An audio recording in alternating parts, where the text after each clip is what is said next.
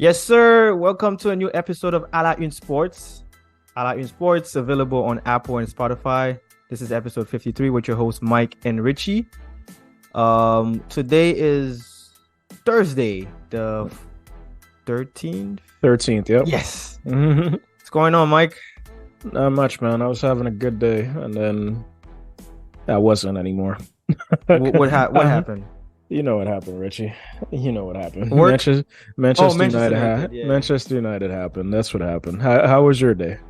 It was decent. It's been really raining a lot in Florida. I'm not sure if you've seen a couple of videos of floods. Oh yeah, I did actually. I saw people swimming in the streets. Like that was Welcome to Miami. that was crazy. That was it was hot today in New York. I had to turn on my AC today. So Heard it was hot in Canada too. I'm like, what? Yeah. I don't know. I'm not sure what's going on, but it's been raining nonstop all week. So, yeah. welcome to the Boomer Podcast, guys, where we talk about the weather. Yo. But yeah, man. Manchester United happened today, man. I was having a pretty decent day, and then Manchester United came on. I was watching the game. They were playing such phenomenal football, and then everything in the second half everything just went downhill, man. Everything that could go wrong went wrong for Manchester United, and my day has been sad ever since. And they were playing against Sevilla, right, in the Europa League. What is that? Is that the quarterfinals, right? Quarterfinals, yep. Okay. It was indeed the quarterfinals. Oh my God! It ended 2-2. Yeah. My bad. I thought it was 2-1. Nope. 2-2. Bro, all right, let's circle back. Let's circle back. Because I remember when we're in the group chat and you said that, damn, Martial's having a dynamic game. Yep. What was he doing so well? I mean, his movement, man. His movement, it just seemed like a guy that really, I remember watching. I mean, then again, it's probably a situation of hey, Marcus Rashford isn't here. So he was occupying spaces that he typically doesn't usually do when Marcus Rashford is there, which is probably why Ten Hag wanted a guy like Weghorst to hold up play a little bit more, play back to goal, get the center backs a little bit higher off the pitch so that, his wingers could run in behind a little bit more for link-up play, which is what Martial sort of started turning into, but he was getting a little bit deeper. He was playing kind of like Harry Kane and how Benzema, like a typical center forward that would drop in midfield a little bit. He looked springy. He looked springy. He looked like he looked like he was healthy, man. He could get something done today, and he had a terrific pass to Sabitzer for the second goal, where he actually initiated the entire counter attack. Well, I mean, it started off with a Casemiro clearance, and then Bruno found him, and then he ran and did a couple juke dribbles until he found a cutting Sabitzer with a great pass. I heard he had a good game, Sabitzer. Yeah, man, he had a good game, but I mean, I can't say Manchester United really dominated the game. The second half, I think we still played well until maybe the 60th minute. Sevilla was threatening and dangerous without being dangerous, if you kind of understand what I'm if anybody that watches football, they understand.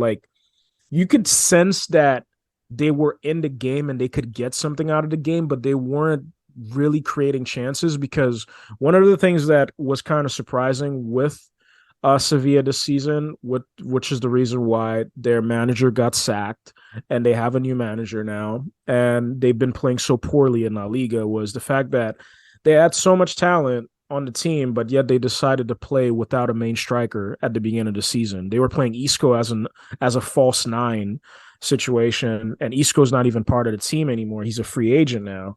And it was the same thing for this game too. They started without and Nesiri was on the bench. He came on in the second half. So they've been playing without a main striker, but they have main strikers on the team. They were playing with Lamela as a false nine type situation again in this game. So I felt like Ten Hag probably thought that, like we had the game in the bag because they just weren't threatening, but It it was just too didn't easy. happen. Yeah, it just didn't happen. And the second half, like Manchester United has only one impact sub, and his name is Alejandro Garnacho, and he's injured right now.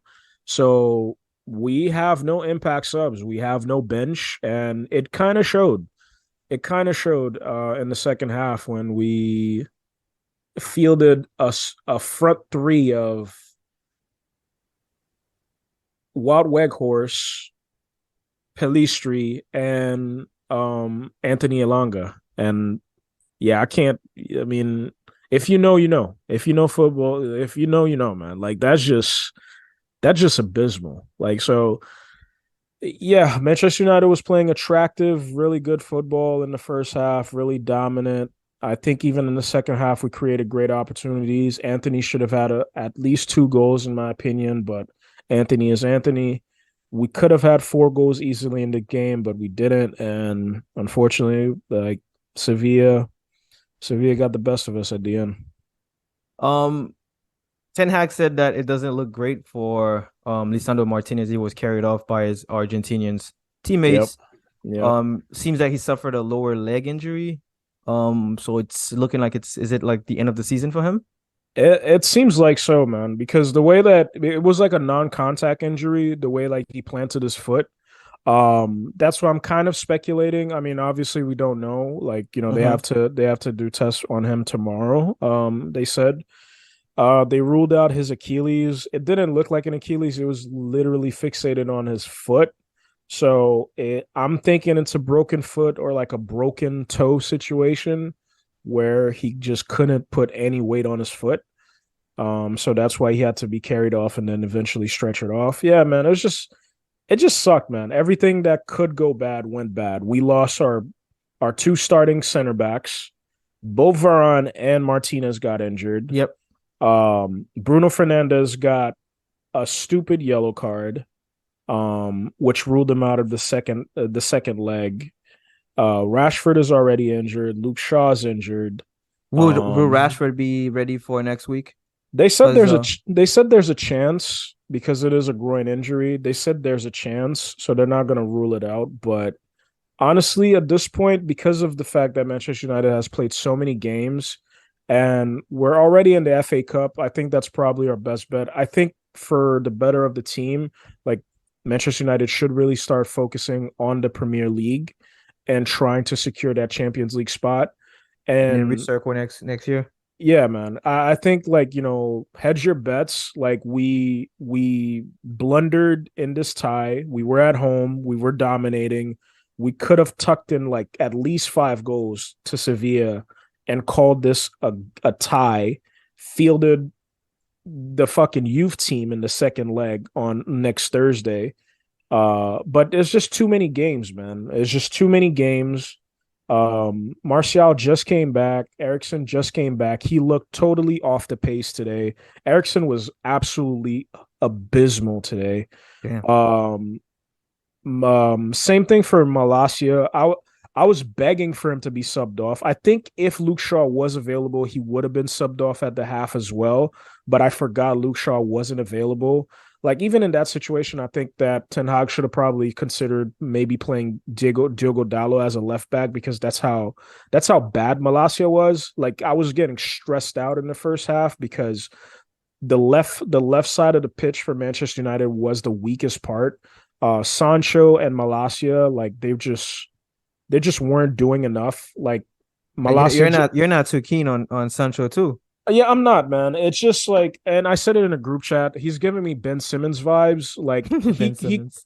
because he got into so many good spaces in this game where his decision making it just seems like it's indicative of a player that doesn't have any confidence right now because he Yeah. doesn't know when to pass and he doesn't know when to shoot, and he's really thinking too much and taking too long. And at the highest level, even in a game against defenders like Nyanzu and Marsal, which are not a good defensive pairing, and we kind of saw that on the second goal that Sabitzer scored. He was just giving them so many opportunities to steal the ball from him. Like it was just poor, man. It was just a This is poor just display. confidence, my friends. Confidence. When you don't have it, Yeah, it's your yeah. technical ability goes out. It's And bad. I've been defending Sancho for a long period of time because like I know like he's really really bad, but I'm like somewhere there is a player in there because like I'm just thinking about that first leg against Paris Saint-Germain when Haaland was still in Dortmund. Like he had a hell of a game. Mhm. I mean, I know there's a player in there, but I don't know if this is ever gonna get back to that point. He's still young.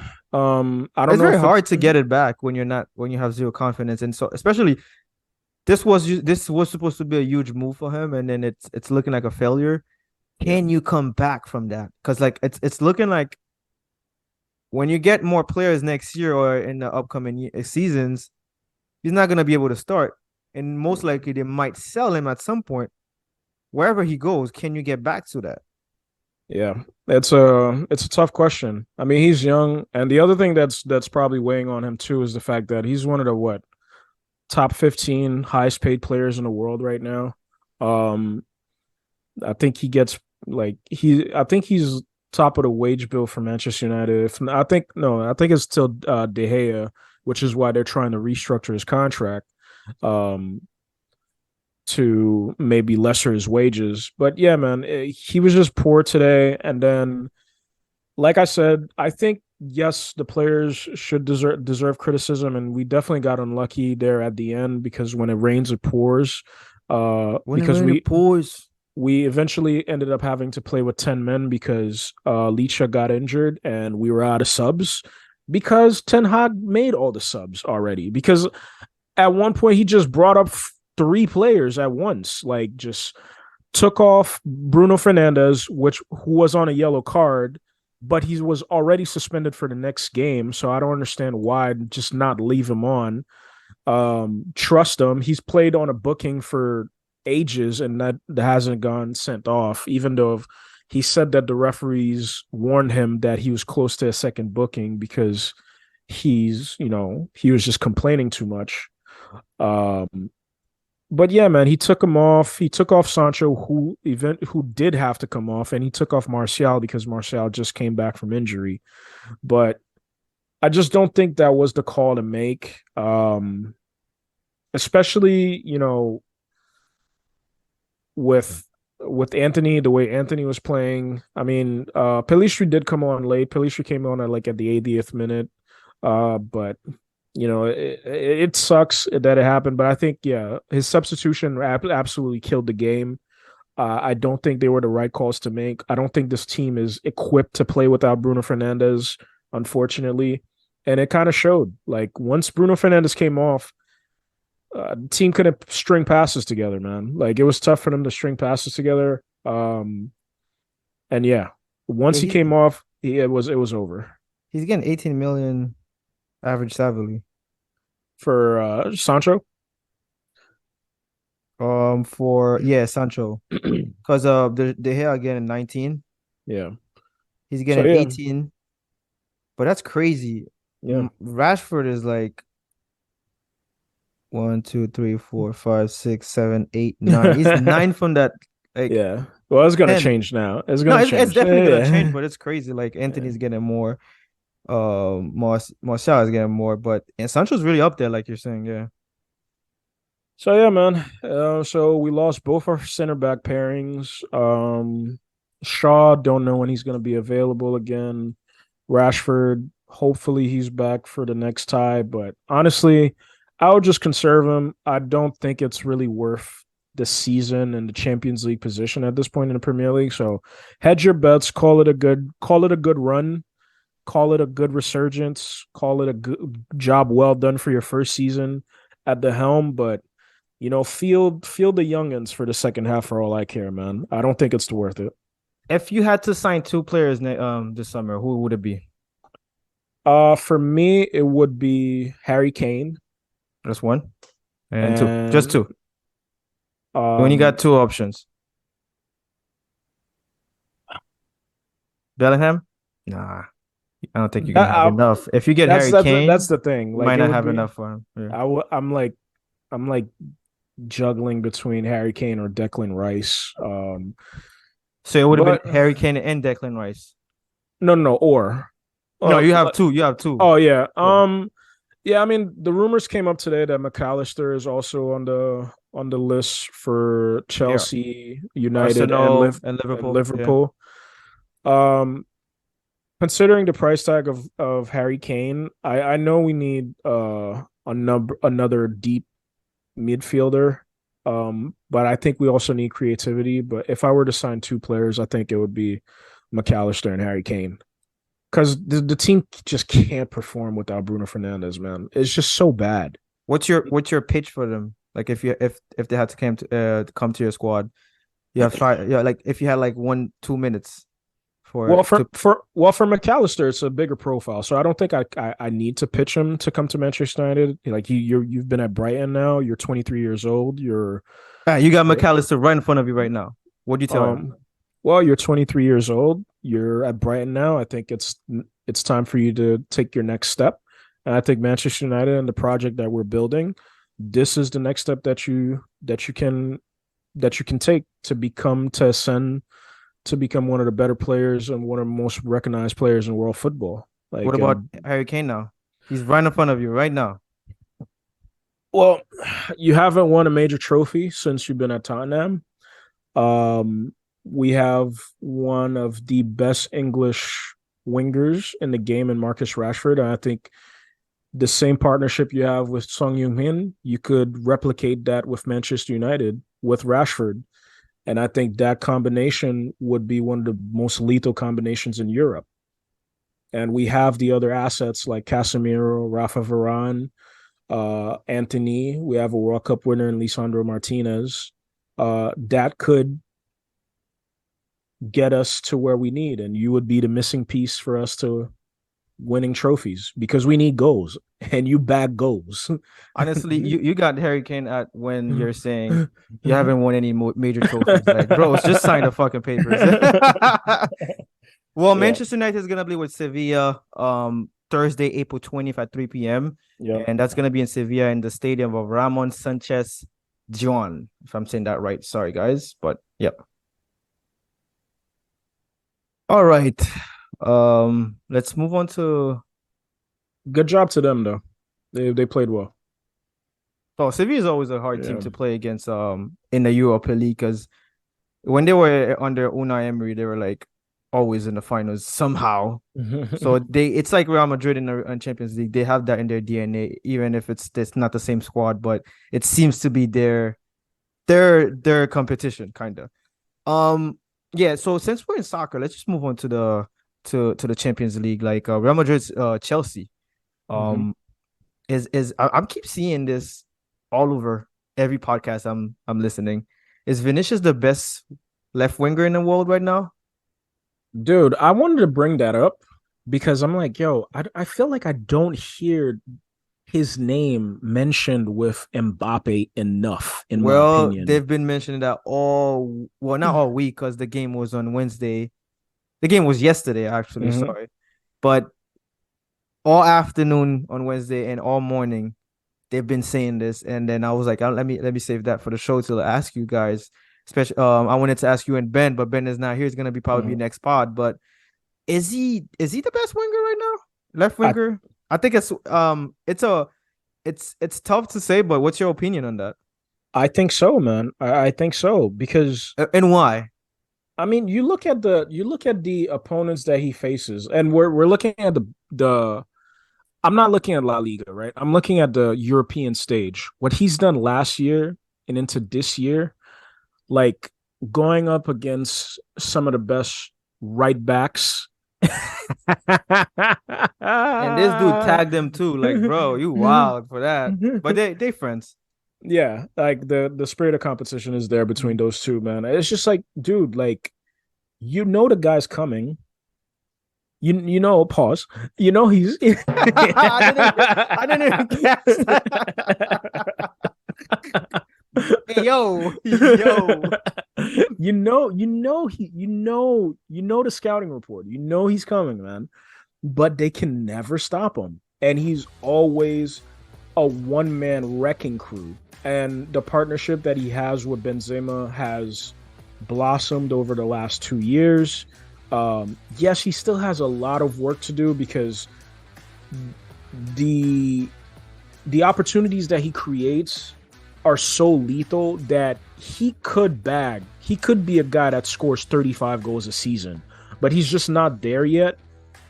He needs to work on his finishing, obviously.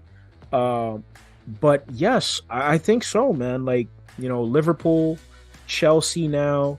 Who's next? Like, I mean, obviously they still have to get the job done with Chelsea. We'd have to go to London. I'm so And curious to see. Let's like. Sorry for cutting you off because yeah, you're saying who's go. next. Mhm. Is let's say everything goes well for Real Madrid in London. They get the job done in Bayern Munich. I mean, City does the same in Bayern Munich. In Munich, sorry. Mhm. Is Guardiola gonna play the no fullback thing? That's the question. That's the question. And I saw a tweet today that said, I don't remember who said it. That's probably one of our friends actually. Um, Basically saying like the biggest, like I think it was a tag from like for the Luis Enrique thing, where they're saying like fluidity and flexibility in football is such a like basically like a misnomer. It doesn't always work. There's Yeah, something about a manager that comes in and implements his philosophy and has this philosophy and has his best 11 and sticks to that. It's like, yes. okay, like I play a 4-3-3. That's what I like. I'm going to play it week in and week out, and I'm going to get these guys to understand the way that I want them to play the 4-3-3. Not this, fluidity and flexibility like Pep Guardiola does like every single year. Like last year he played without a striker. This year, played a conventional 4-3-3 There with was a year Haaland. he was tucking in the fullbacks, Yeah, playing like closer to Rodri. inverting them, right? Yeah, And now like what a philosopher. we're seeing this situation where he's playing three at the back, 3-2-4-1 formation in attack, where John Stones is playing next to Rodri in Like a midfield. hybrid. Like it's just insane, right? So, and whenever it comes to the Champions League with Pep, the thing is like what I think Jamie Gagger said in the UCL is like, is he gonna is he just gonna wake up one morning and just like I'm thinking about cooking something new. I'm thinking about cooking something new. Like, you know what? Leon likes to play a certain type of way. I'm gonna switch the entire thing that was working the last 3 weeks, and I'm gonna field something completely different versus Lyon, a team that I should easily dominate, and then boom, they lose. Right? So it's I mean, to but be fair, Sterling did miss a wide listen, open. hey, I see what you're saying. listen, man. But the thing is that Pep has done that a lot in the past, but he didn't do that this versus Bayern Munich. Even though like he could be exposed, and I think Tuchel understood that. That's why he fielded guys that were so fast on the pitch, versus this lineup that doesn't have any conventional fullbacks. Like it's Akanji, it's Ruben Diaz, it's Nathan Ake, it's Mhm. Rodri, it's Stones, and then you have who was on the right hand side? Was it Mares? No, Silva, right? Yeah, Bernardo Silva, and And then then Jack Grealish. yeah, So, you're not looking at this team and saying like, well, they have a lot of pace to keep up with us, right? and then Kevin De So, Bruyne and good again in the midfield. right. So you're looking at that team. You're not thinking about like, oh, this team has so many this team has pace to keep up with us. This team has pace to keep up with the Nabris, the the Sane, the Mane, the Jamal Musiala when he comes on and stuff like. Well, Musiala starts, He but starts, yeah. yeah, you get what I mean. But he didn't change it. He's like, yo, this has been working the last 2-3 weeks. Like, I'm gonna feel the same thing that's been working, and it gave him the result. He won 3-0, and I mean, to his credit, he said he was stressed during the game. Of He course, he's always yeah. stressed. um, but yeah, man. So I'm curious to see what he does versus Vinicius because personally, I'm just gonna say it. Yes, like you said it, Real Madrid is gonna suffer out of possession because that's just Manchester United. Manchester City is going to play with possession. They're gonna dominate possession. But out of possession and counterattack, who's Yeah, stopping Vinicius? that's the thing. That's what I was talking to some of our friends in the show. I mean in the chat is like last year the first game, the first leg in the Etihad Stadium. Mm, I don't know why I can't remember any stadiums today, but the first 18 minutes was all Manchester City, and they could have easily scored more than one goal. I believe Mahrez had the cross, and then Kevin De Bruyne made a header. I can't really remember. I I think it can't was Kevin De. remember Yeah, either. we could have been down so many goals last year, but thankfully, like you said, like in situations, Mendy crossed to Benzema. Benzema was on fire, and it was Ramadan too, so it's different. Benzema, he was just on fire in front of the goal. He was able to score, and then we had a magic moment from a dynamic player, if I can say that as well, for Vinicius Jr. He is a dynamic player because we're 100%. considering him as one of the best wingers right now. Um, the magic moment he had against Fernandinho where he had the no, remember like the Yeah, no, yeah, yeah. yeah. Then he made the run and then went straight. And then Shook this is him what off about without the Vinicius? ball. Either he has good finishing or he has horrible finishing. Yep. In the UCL, he has good finishing. I don't know why, but and and we had that, and we had that. How dare you moment of Benzema with the Palinka Yep. penalty. So that's what I'm saying. Like City is a team that is beatable. Hmm. The tactics are gonna be tough. They have a player in Haaland, and now he's also able to put Alvarez in the second half and not even removing Haaland. It's gonna make it a little bit tougher because those goals that were being missed in the second leg, like the Jack Grealish with the leg of the big legs of the Thibaut giant Courtois. legs of Thibaut Hmm. Courtois and um Felamendi save at the line. Those things, man, Haaland is gonna kill those. He's Yep. gonna kill those things. So we're gonna it's gonna be suffering moments, but like you said, who's gonna stop Vini at the in those transitions? And also who's gonna start Rodrigo too?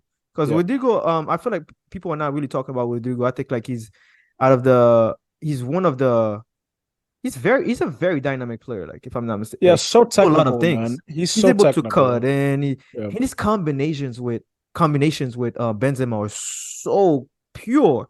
And I feel like that was what I was saying. Like I feel like somehow if I do an interview with Benzema that is not being aired, and I ask him a like off record question, I'm like, yo, do you like playing with Vinny better or Rodrigo? He will tell me Rodrigo. Because I'm gonna tell you why. Because every time he gets combination with Rodrigo, they always one touch.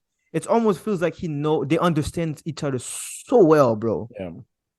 So it'll be a tough game, man, for Real Madrid. It'll be a tough game, Real Madrid, but Manchester City are beatable on moments. We saw against we saw the Bayern Munich in the second half. They could have scored. Yep. Sane, I know you were saying Sane is a little bit selfish to not passing the ball. Yeah. It shows you there is moments that City can get scored on, and then against a team that is in love with the Champions League, they will get those goals. They will get them. And I think that's why, Tuchel is not ruling anything out yet. But I mean, I just really see it to be too difficult to score three past City and City not score one, especially Erling Haaland in the squad, man. I just it's tough for me to see. It's tough, man. I think it's over. I think it's over. Especially not having a striker of like Lewandowski's caliber. I mean, yeah, I think they kind of missed Choupo-Moting a little bit. That's wild to say, but yeah, they do. Yeah. No, they do. Choupo-Moting gets the job done sometimes. He's not like an elite striker, but there's certain things that you need from a striker, and he can fill those shoes. So yeah, it's gonna be an interesting tie come Wednesday. So you're saying So Vinny is the best left winger in the world right now? to me, yeah, I think so, man. I think so. Especially, I mean, I can't really say that Mbappe has been playing as an out and out left winger for PSG because he kind of doesn't. Like, I mean, he occupies that space You sometimes, said but Paris Saint-Germain or Kiki yeah. Saint-Germain? Paris Saint-Germain, I Okay. think. I think. I hope I did. No, no, I'm just telling because like people are Yeah, saying Kiki Saint-Germain because yeah. that's his team, but yeah. Okay. Uh, but yeah, man. So it's him. Those are the three guys. It's Kylian. Mbappe. It's Well, if we Mbappe. could, It's yeah, if we're, Vini yeah. and Kravachstelia or Kravachkelia, whatever his name I is. heard Calabria had him in his pockets yesterday. I don't know if that's true, but I didn't watch the And game for this one because I was more focused on the Real Madrid game. But yeah, um, yeah, man, to move to the next topic before, like TT said it really well, and the thing, like, Vinny is very tough to mark because like he could use his speed, stop a little bit, and then go again, stop, go again. It's very tough. yeah. It's very tough, and he's very technical too. So the day this guy masters his finishing and his passing, whew, he'll be very tough. That's all he He's needs to do, feeling man. himself too, at least. So 100%.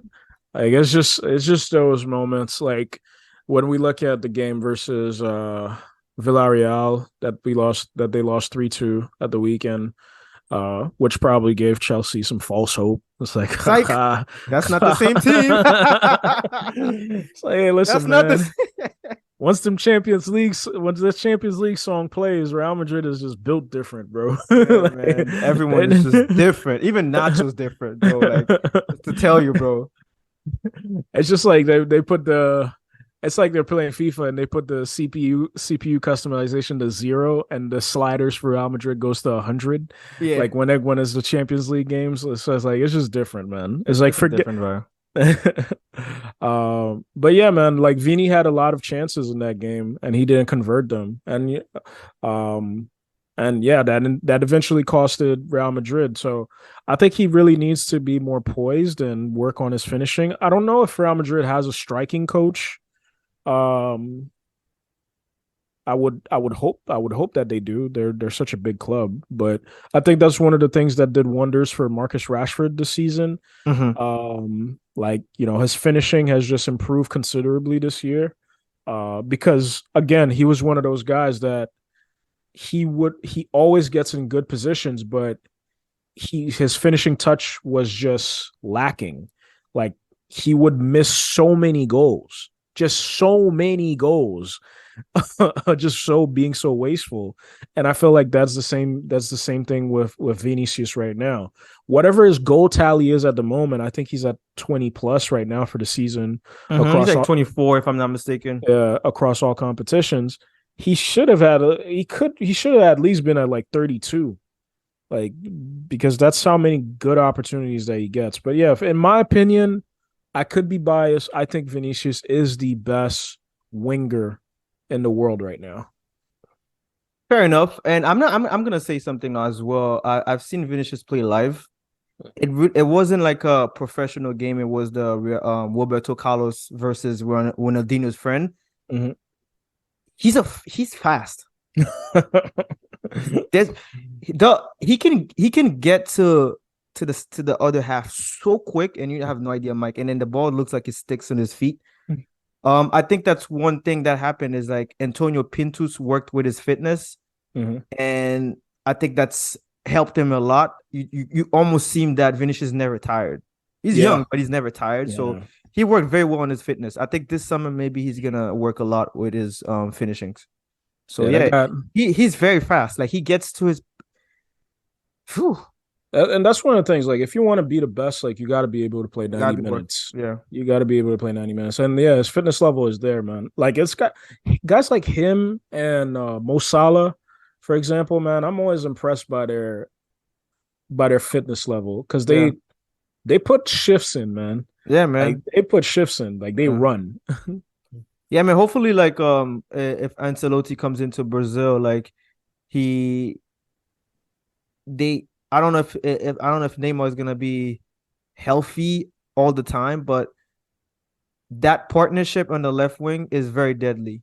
So hopefully they understand that. Tite did not understand that in the World Cup, but hopefully they if it's Ancelotti, hopefully he understands that. Hmm. Yeah, so the other games that are gonna happen next week for the Champions League is gonna be on Tuesday, April 18th, Napoli, Milan. Milan did beat Napoli, goal from Benacer. Hmm. They won 1-0 at home. I feel like Napoli could have took a lead early on. They had a lot of goals opportunities. Mike Maignan played a very great game. We the French guys got a goalie there. Hmm. In the second game on Tuesday will be the returning leg of Real Madrid and Chelsea, and on Wednesday we have Bayern Munich and Manchester City and Inter Benfica. Benfica did lose against Inter Milan. They are the only home team that lost um the first leg, and I was Yeah. not expecting that. I wasn't expecting that either. I thought they still played a pretty good game. Yeah. I thought that penalty was harsh. That the penalty that they got called for, I thought it was harsh, but I think all the referees probably in Europe that they referee European games, I think they're probably trying to stay as consistent as possible in those Mm-hmm. things so that they don't there's no there's no questioning of it. It's like, dude, if the ball touches your hand in the penalty area, dog, penalty. I don't like penalty. Just call it. Like I thought it was harsh, but it is what it is. Um, but yeah. Speaking of French, before we go to the next thing, Yep. Upamecano. When Upame, when this guy is like, Upamecano. I'm tired of hearing this guy being as an elite defender because when he's bad, this guy's bad, man. Like he's horrendous. Like we need to stop making excuses for this guy. Like it's just the same thing about like when Delete was at Juve. Like okay, like it could be a situation of like okay, he didn't understand the culture. Like he moves to Germany. He's Dutch, Germany closer to the Netherlands, so the cultures thing is like so he adapts a little bit better over there. But he wasn't good at Juve. He was terrible. He was horrendous at Juventus, and we have to call it as it is. Upamecano, when he's bad, he's just abysmal. And I just go back to the performance in the World Cup when he was absolutely horrendous versus England and Harry Kane was just torturing him. Like, we need to stop making excuses for this guy. He's Hey not that man, good. he had Mbappe in his pockets last leg. No, I mean yeah. There's certain games when Upamecano is bad, he's really bad. Unfortunately, last game he was very bad. But there's some games when he's good, he's very good. And I feel like he's one of those center backs that can move around very swiftly. He can do so much for a team, so that's probably why he's starting. And when he's very good defensively, he's very good. But I see where you're That, saying. I see where you're coming from. that's where I mean he had a good performance in the World Cup final. Overall, I think he had a good World Cup. I could give him that. But the thing that you just said, I think that's the reason why Bayern kept going back to him because they want to play from the back. Yeah, and he's very Um, he moves very quick. He's very fast, so yeah, he can recover grounds also if he loses the ball. But yeah, yeah, yeah, man. But Varane retired, so he has to fill those shoes. Yeah, him and Konate. Yeah. Where are we going next, Richie? We're going That's to it. the we're going to the league. We're going to the league. Yes. LeBron is going back to the playoffs. Um, what an ending of that game. That was a horrible ending. Like it almost felt like it was like a um Cool Yeah, Springs gym basketball, like or some shit like yeah. that. But yeah, You guys were watching the game. yo, I was dying. I was like, yo, please someone win. I want to go to sleep. I paid it off next morning because I woke up with like two bags in my like under my eyes. But yeah, so that game ended in what was the score? Yeah, 108, 102 overtime, and the Hawks 116, 105. I just want to ask you a technical question. You play basketball. Mm. I saw something um early on in the game, and I was like, Spoelstra probably has to make an adjustment because I feel like I have to go back to I can't I always forget his name. So this not Capella. Um Onyeka, if I'm saying that right. Yeah, Yeah. Onyeka. So whenever it was not Capella, it was him. They did something. They were at not every time, but sometimes when the Hawks had the ball, the centers they would move out of the paint and go to the top of the key to remove Bam out of the paint. And then that allowed a lot of the players like Murray, Trae Young, well Sadiq Bey was just jacking threes for center from I don't know, he was like all flat, but yeah, guys like that, they were Collins, they were able to get their things in the paint. And I don't know if that brought a lot of confidence, but after that, they were just banging the paint in the office and board. What does a coach have to do an adjustment like that? What do you do? Do you tell Bam like, yo, listen, even if the center goes up, you stay? What do you do? I mean, yeah, sometimes you have to make those calls, and because I think, I mean, it changed over the years now. Where can I give you some say, stats before you give yeah, go ahead. Points, how many points in the paint? Yeah, 64 for Atlanta, 46 for Miami Heat. Second chances points, 26 for Atlanta, 6 for Miami Heat. Fast break points, 17 for Atlanta, 12 for Miami Heat. Yeah, so I think now, like, most people would say like the 3-point is the most dangerous point in the game, but at some point it's like a layup is the most dangerous, like like that's the easiest basket that you could get in the game. So you always have to protect the paint. That's one of the things, like, no layups. Like, that's one of the main staples in basketball, no layups. And if a team is just constantly attacking you in the paint and getting opportunities, 64 points in the paint is outrageous. Crazy. Yeah. Especially from a team that doesn't have a dominant big man. So at some point, yes, when things happen like that, yeah, you have to make those calls and you have to make the adjustments saying like, hey, you have to stay home. Especially if you're playing against a center like Clint Capella. Like, he's not a shooter. So like if he's dropping off and these guys are like, pick and popping or anything like that, giving the passes outside, it's like you try to live with that. You have to make those adjustments. It's like, okay, what are we going to give? Are we going to give the layup, or are we going to try give them threes?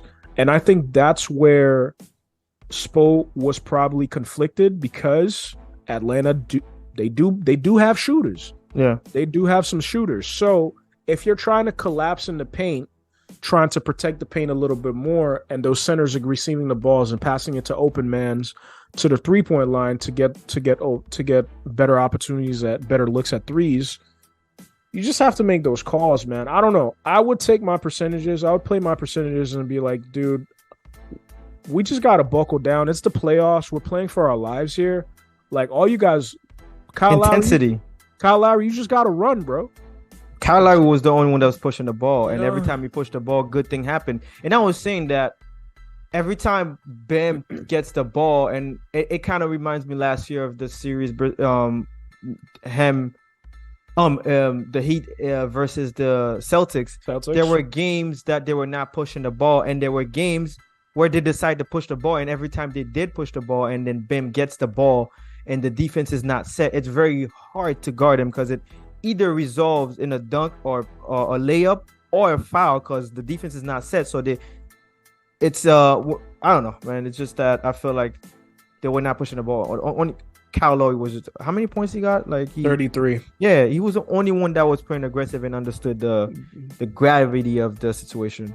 But yeah, on defense, 100% for sure, you have to make a decision in those moments and say, like, all right, are we gonna let them score the twos, play those percentages, and try to get back at them on the other end, or are we gonna collapse and make it tough for them in the paint and rotate out quickly to contest those 3-point shots?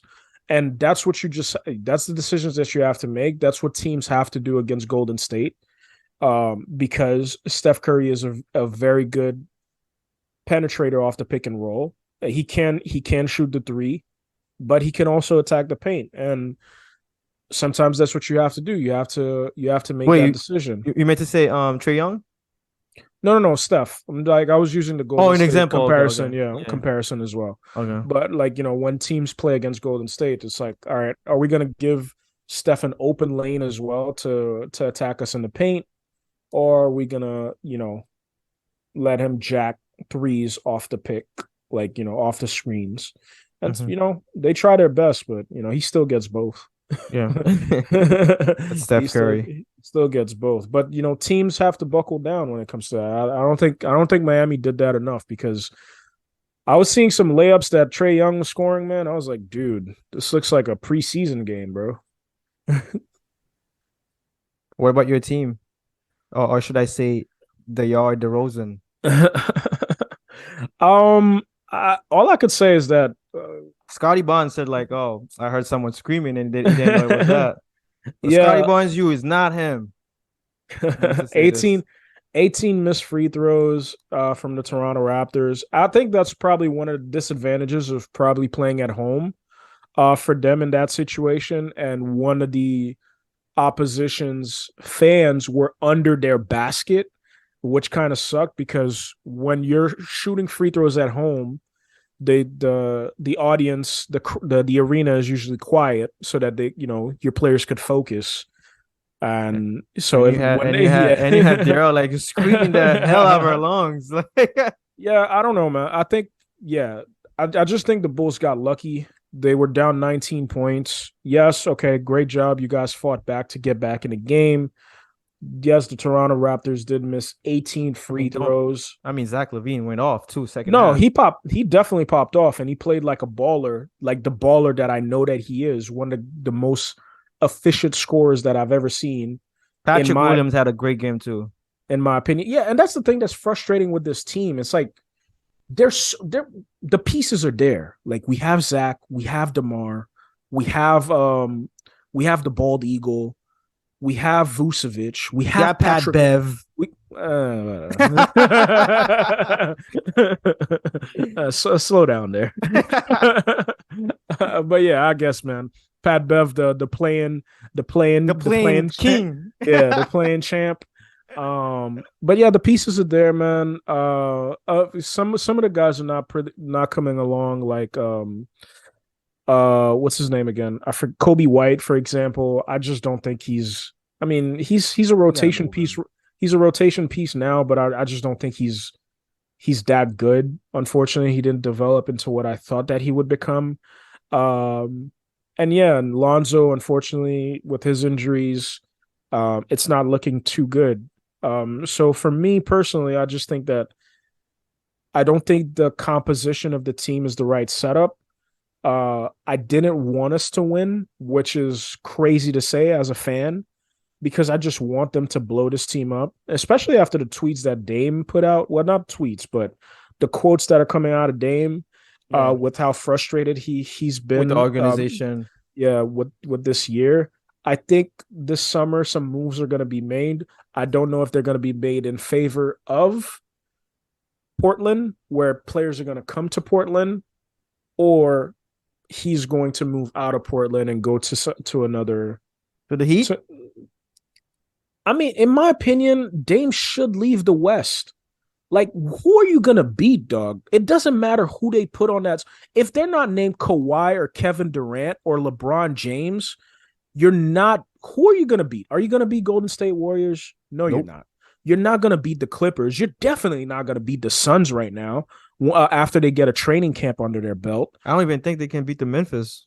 Like, no matter who you get, if it's Jaylen Brown, if it's Zach LaVine, like if it's Jimmy Butler that they get out of South Beach to bring into to the Portland Trailblazers, that does not move the needle enough for you to push past those other teams. I don't think so. I just think this guy, like, he has to move to another conference. Like, I think the East is the perfect conference for him because it's not saying the East doesn't have like players, but I think it's easier. Like they do have someone called Giannis, but I feel like it's easier. Like once you get to the conference finals, but it's 100%. it's a Like toss.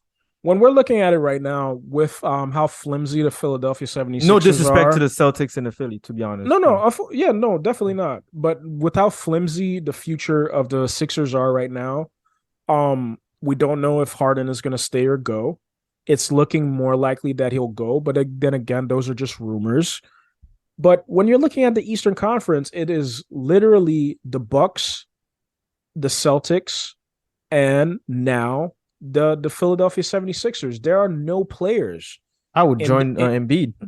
the Eastern Conference right now. So, if you could make that happen, it's like, dude, push for a Eastern Conference push, like a Eastern Conference move, because Yeah, it's not happening. Kyrie just joined the Western Conference. We don't know. I don't think he's gonna stay. I don't know if he's. I don't. I definitely don't think he's gonna stay in Dallas. they want him, but Um, I don't. Yeah, like you said, you're yeah. not sure. Yeah, And Kevin Durant just joined the Western Conference again. So it's just too stacked, man. If you really want to compete and give yourself an opportunity and not just make the playoffs as a eighth or seventh seed, dude, you're gonna have to make a move. it's time. And it's not staying in Portland. It's not. Give me a give. Dem is right in front of you. Give him a pitch. To go where? To the Bulls? I mean, you're a Bulls fan. Where do you want to where do you want him to go? Hey, listen, man. You played with what's his name again? What's the CJ? you played with Nurkic. Oh, never mind. You played with Nurkic, you played with CJ. You guys had a great partnership there. You guys made a Eastern Conference Finals. We have Zach LaVine, one of the best young guards in the league, one of the best scorers in the league. And we have Vucevic, who's kind of like a better Nurkic if you think about it. Or more improved. Maybe not on defense, but like, dude, like, hey, man, why don't you come and join our organization, man? We don't have LaMelo. We need a point guard, and I think you could push us. You could get us there, man. That'd be a big three right there to rival the Celtics and maybe Giannis. Not on defense though, but we could score with the best of them. All right. Let's see. Let's see how he feels about that pitch. I wanted to ask you one more before we close the show. Yeah. CJ McCollum on the defeat yesterday, he said availability is important. We have to be available on and off the court. You have to get some right sleep, hydration, and the right type of diet. Everything has to matter. Yeah. What's your opinion about that? What's your reaction? What does he mean about that? I'm sure everybody's gonna take it and like look at us as dig towards Zion Williamson? Zion. And I'm sure he'll be the first person to go on his podcast and say that it wasn't. But the reality is what it is. They're just gonna take it like that. But he's right. He's right. I think the frustrating thing is, especially once your season is done, you're salty, especially if you're a competitor. I would be the same way. I'm salty. If you heard that the doctors cleared Zion Williamson, your franchise player, as ready to play, and he says like, "Yo, I don't feel ready." It's like, dog, come on, man. Like, yo, like I'm dying out here, bro. Like, like bro, help. like, like, or like Hello? you remember the Kevin Hart, help me. So I know he's frustrated, but he's absolutely correct. He's part of the NBPA, the Players Association. He's one of the guys that probably signed off on the new criterias of, hey, you got to play a minimum of 65 games to get whatever incentives or whatnot. So he's right, man. Like, it has to matter. You have to take care of your diet. Being a professional nowadays is 24/7 around the clock job. That's why the top athletes have nutritionists, they have cooks at home that they come in the morning, they wake up, their breakfast is already prepared for them. They go to the gym, They got people stretching them out. Pause.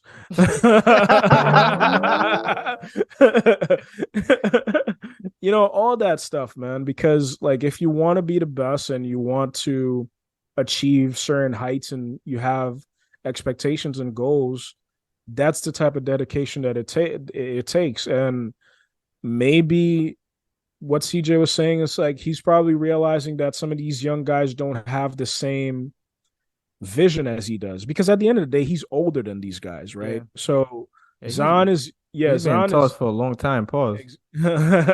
Zahn is young, so he's probably less concerned about the future for him now. Like it's like, yo, I'm just gonna take my time and Yeah. get back to basketball when I want to get back to basketball. And CJ's looking at it as like, dog, I don't know how many more years I got playing at peak level. Like, I need to get what I can right now and be competitive right Right now. now. Yeah, makes Like, sense. so I think I think he probably said that quote in a moment of frustration. I'd like to Yeah. see, like, you know, under what circumstances that quote was said. Was it like, right after the game, or was it on the podcast? I didn't research to see where it was, but he is correct in what he's saying. He's correct. What were your thoughts on it? Um, when I saw it, I'm like, okay, like you said, it's a guy that's frustrated. I believe last year they got knocked out also in the playing tournament, if I'm not mistaken. No, or in the first, no, I don't. first round. So it's a guy that wants to compete and wants to get something out of his career, like you said. Um, I think when it's said like this, it looks like a dig to Zion, and we're gonna get more clarity in his podcast if he speaks on his podcast or if he does a tweet or anything like that. I don't think he means it in a bad way. I just think he means it like, hey, we have to, if we want to get there, we all have to be healthy and we all have to be ready. And we will get more out of that if everyone is healthy. I don't think it's a I think it looks like a dig to Zion, but I don't think it's very like much intentional. I just think that it's like you said, he's very frustrated, another failure, and yeah, man, your franchise player is he's back, but he didn't get back to the court. So yeah, man, that's how I think. I think it's not a direct dig, but it's just saying that next year we all gotta be careful and be healthy just to see what we can get out of this team. It is a team that was third at some point. At some point in the season, yeah. Yeah. So tomorrow you play against the Heat. Bulls gonna play the Heat, and then that's at 7 p.m. Eastern time, and at 9:30 is gonna be the Thunder and Minnesota at 9:30. Playoff round one, Saturday, April 15th. The Nets is gonna play the 76ers. The Hawks is gonna play the Celtics at 3:30. The Nets and the 76ers at 1 p.m. The Knicks and the Cavs at 6 p.m. and the Warriors Kings 8:30 p.m. Yeah. So that's gonna be game one. You think Ant? You think Ant's gonna show up tomorrow? I don't know. I hope so, because that's a win or lose situation. You lose, you go home. You win, you stay in. And I think he's gonna show up. I don't think a player like Ant is gonna just give you how much, like 4 points last game. I Let don't me even see. know. I got you. I just know it was a bad performance. Yeah, 9 points. I don't think he's gonna give you 9 points again. I think he's gonna show up and do his best. Yeah. Anything you want to add in, Mike? Nah, man. Before I close. Nah. So I'm not gonna have what's up with that to close the game. I just wanted to close the game in a more serious fashion and manner way. Like, I wanted to speak about the Lukaku situation that we spoke today. And I wanted to not really get your opinion, Mike. I know you were talking about it.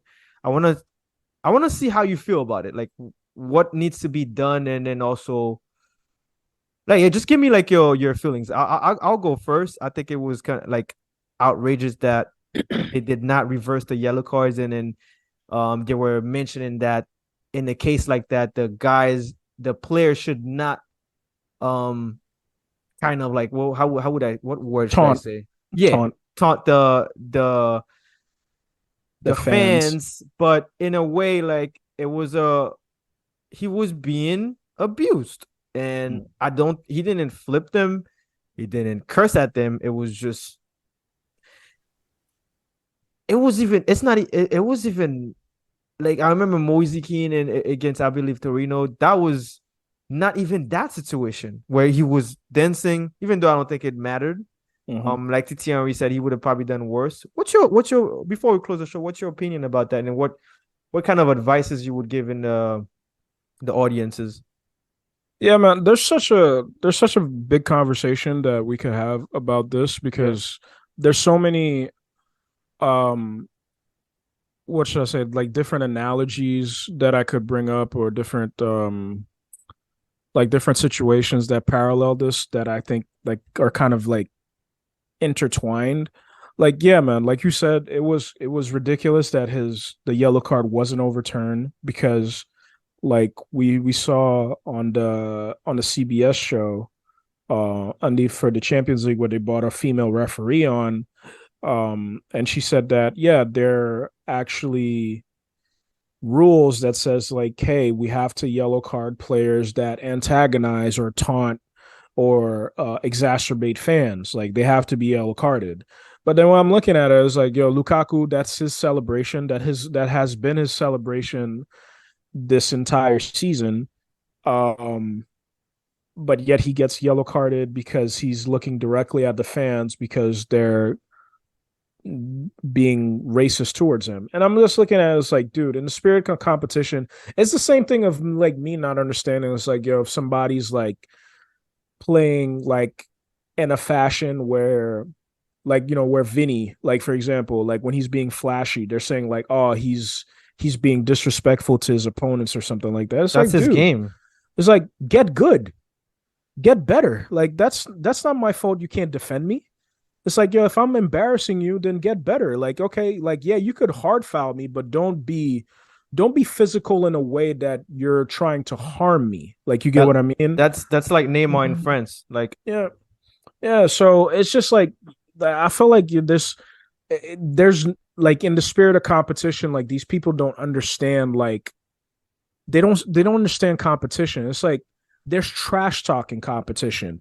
I don't understand the fact that like it's the same situation that yo, if LeBron is on the court or Kyrie's well, I think Kyrie definitely got a tech for that one time, which was ridiculous too, where like you respond to a fan yeah, because he's taunting you. He's saying like it's like me going to the garden and telling like Julius Randle, bro, you're fucking trash. You suck.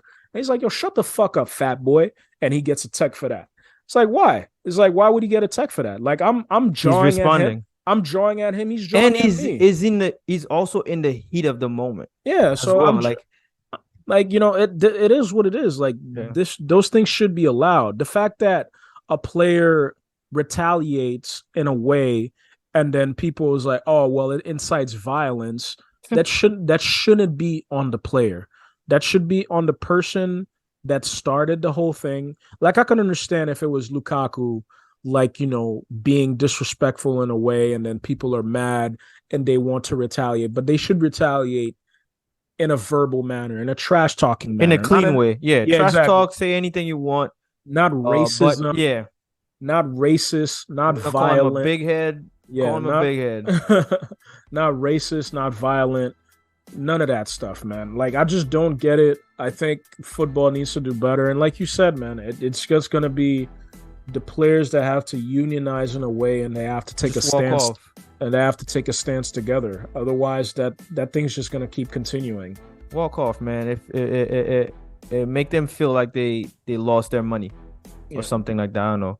I think that's the only thing you can do. Just walk off. Like don't wait for any organization to take stand for you.